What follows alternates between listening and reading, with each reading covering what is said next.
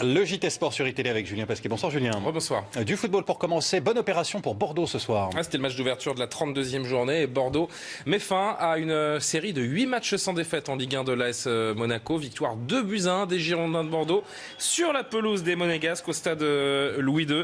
Ce vendredi soir, donc avec l'ouverture du score juste avant la pause suite à ce corner, c'est Thomas Touré qui pousse le ballon au fond des filets. Son deuxième but de la saison et puis quasiment le même schéma de l'autre côté en deuxième période avec Ounas cette fois qui est à la réception du corner pour son 5e but cette saison. En toute fin de rencontre, Monaco va réduire l'écart avec un but contre son camp de Gilbert à la 93e minute. Mais ça ne change rien, vous l'aurez compris, 2-1. Monaco manque une belle occasion de prendre 8 points d'avance sur le 3e. Bordeaux remonte provisoirement à la 11e place à 8 points du podium. Réaction du capitaine monégasque Jérémy Toulalan et puis d'Ulrich Ramé, l'entraîneur bordelais. C'était sa première victoire avec les Girondins. Tout était contre nous ce soir. On n'a pas su répondre présent, même si on a fait une première mi-temps qui était correcte avec quelques occasions, mais c'était pas assez pour gagner contre Bordeaux. C'est pas de bon augure pour la suite, parce que c'est. Vous êtes inquiet ? Mais on est toujours inquiet puisque voilà, c'est important. On l'a dit depuis le début de saison, la deuxième place. Donc voilà, ce soir c'est une défaite. On va attendre les résultats du week-end. Effectivement, dans la situation où on était, ça relève de l'exploit. Mais après, les garçons ont répondu présent dans beaucoup de domaines. Satisfait, mais ce n'est qu'une étape, effectivement, pour essayer de construire des victoires. À mon sens, il faut avoir une assise défensive imperméable. Et les autres, j'allais dire les autres résultats, mais pas du tout, puisqu'il faudra attendre évidemment dimanche soir pour connaître tous les résultats de cette 32e journée. La suite, c'est avec Paris Saint-Germain-Nice demain 17h sur Canal+. Je vous laisse découvrir les affiches de 20h avec cette information.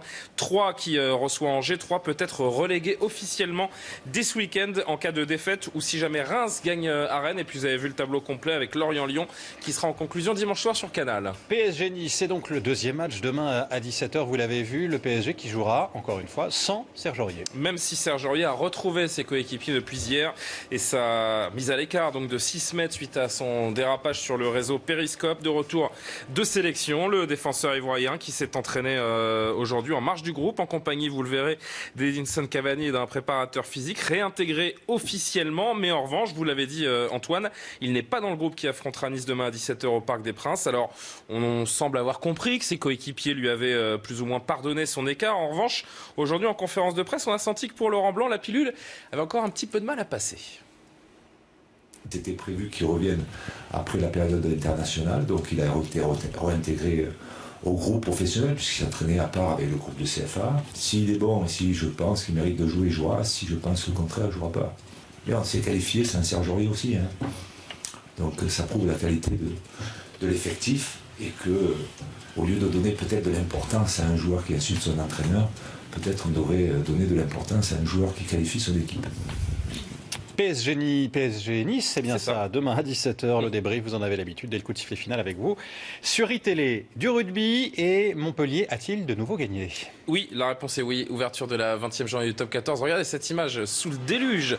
Montpellier à domicile qui a su renverser Brive, donc 19-3 et enchaîner une 6e victoire consécutive. Ça va bien en ce moment pour Montpellier avec 2 essais marqués pour les Héroltais. Donc le premier à la 37e minute par O'Connor. 11-3, avance déjà confortable à la pause.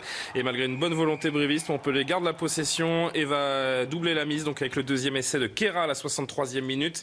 Montpellier qui s'installe provisoirement à la 2e place au classement devant Toulon qui recevra clairement en conclusion de cette 20e journée en quelques secondes. Voici donc tous les matchs du week-end en top 14. Florent Manodou ne nagera pas le 100 mètres nage libre à Rio l'été prochain. Et non, c'est la sensation de ces championnats de France vendredi après-midi.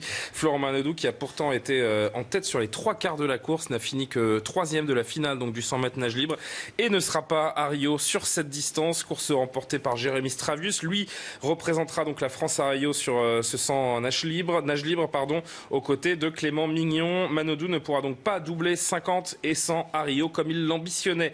Et puis notre qualifié, regardez ce visage, c'est celui de Charlotte Bonnet sur la gauche de l'écran, qualifié pour les Jeux Olympiques sur 200 mètres nage libre. Bonnet qui a validé son billet pour les Jeux de Rio avec un temps d'1 minute 56 secondes et 32 centièmes qui lui permet d'enlever donc le titre de champion de France. Coralie Balmy a fini deuxième mais n'a pas réalisé les minima pour les JO. Merci Julien, à tout à l'heure.